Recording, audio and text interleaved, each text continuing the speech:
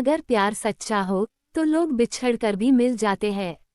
नित्या की शादी को लगभग 1 साल भी नहीं हुए थे और उसका तलाक हो गया। नित्या के घर वालों ने जबरदस्ती नित्या की शादी करवा दी थी। शादी के कुछ 3 महीने बाद ही उसके पति राकेश का व्यवहार बदल गया। वो नित्या से हमेशा झगड़ा ही करता रहता था। राकेश एक कंपनी में काम करता था और रोज शाम को देरी से घर आता था, क्योंकि ऑफिस के बाद वो दारू पीने के लिए रुक जाता था। घर आकर वो नित्या से हर छोटी छोटी बात पर बहस करता था, उस खरी खोटी सुनता था। वो नित्या को ये भी बोल देता था कि चली जा तू यहाँ से, मुझे तेरी कोई ज़रूरत नहीं है, बहुत मिल जाएंगी तेरी जैसी। नित्या उसका ये व्यवहार चुपचाप सहन कर रही थी। उसने अपने घर पर भी इसके बारे में कुछ नहीं बताया था। वो अपने घर वालों से नाराज थी। उन्होंने जबरदस्ती उसकी शादी जो करवाई थी। नित्या अविनाश से प्यार करती थी और जब ये बात नित्या के घर वालों को पता चली तो उन्होंने जबरदस्ती उसकी शादी करवा दी।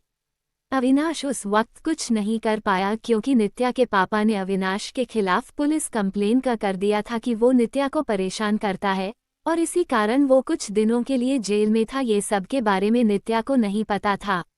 नित्या अपनी शादीशुदा जिंदगी में बहुत परेशान थी। कुछ महीने ऐसा ही चलता रहा। राकेश थोड़ा भी नहीं बदला था। फिर नित्या ने सोचा कि अब वो और उस रिश्ते में नहीं रह सकती और उसने राकेश से तलाक लेने का फैसला कर लिया और फिर उनका तलाक हो गया। तलाक के बाद नित्या ने अपने मम्मी पापा को सब कुछ बता दिया और उन्होंने नित्या को बहुत डांटा कि क्या हो गया था ऐसा कि तलाक ले लिया, अब क्या करेगी, कहाँ जाएगी, कौन करेगा इससे शादी। ये सब सुनकर नित्या ने उनके साथ रहने से इनकार कर दिया। वो एक छोटी सी कंपनी में काम करने लगी और कंपनी द्वारा दिए गए घर में रहती थी। उसे कभी कभी अविनाश की बहुत याद आती थी, लेकिन उसने अविनाश से कभी संपर्क करने की कोशिश नहीं किया। वो सोचती थी कि अब उसे किसी पर बोझ नहीं बनना। वो अपने पैरों पर खड़ा होना चाहती थी। वो अपना पूरा समय अपने काम को देती थी। उसका काम इतना अच्छा था कि 4 महीनों में ही उसका प्रमोशन हो गया और वो अपने डिपार्टमेंट की हेड बन गई। प्रमोशन के 1 महीने बाद उसे उसकी कंपनी के तरफ से एक मीटिंग अटेंड करने के लिए विदेश जाने का अवसर मिला। नित्या अपने काम में बहुत तरक्की कर रही थी। अब उसके मम्मी पापा को भी नित्या पर बहुत फक्र महसूस हो रहा था। अब वो पछताते थे कि उन्होंने उसकी शादी गलत घर में कर दिया था। नित्या विदेश जाने की बात से बहुत खुश थी। 4 दिन बाद की उसकी टिकट थी। उसे कुछ खरीदारी भी करनी थी। फिर वो अपने ऑफिस के पास एक मॉल में गई। उसे कपड़े और कुछ मेकअप का सामान लेना था।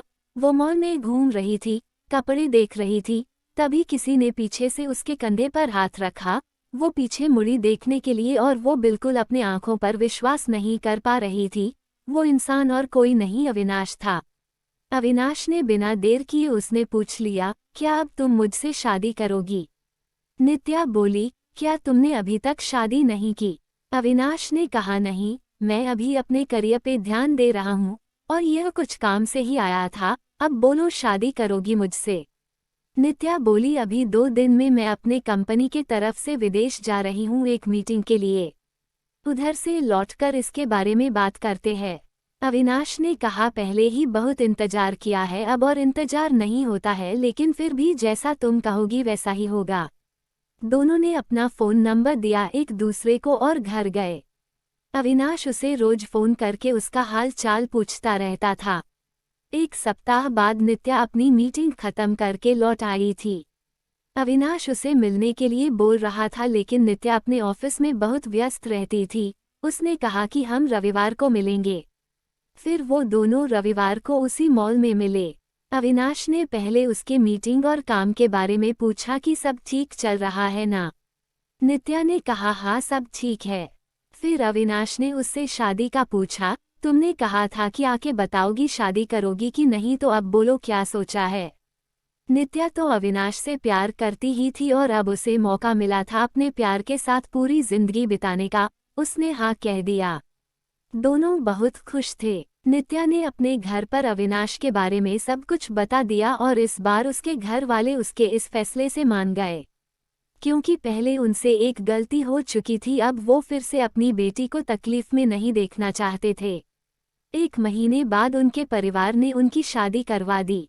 अविनाश ने अपना खुद का एक बिजनेस स्टार्ट किया था, तो अब नित्या उसके साथ उसके बिजनेस में हाथ बटाती थी और वो दोनों खुशी खुशी हमेशा के लिए एक साथ हो गए।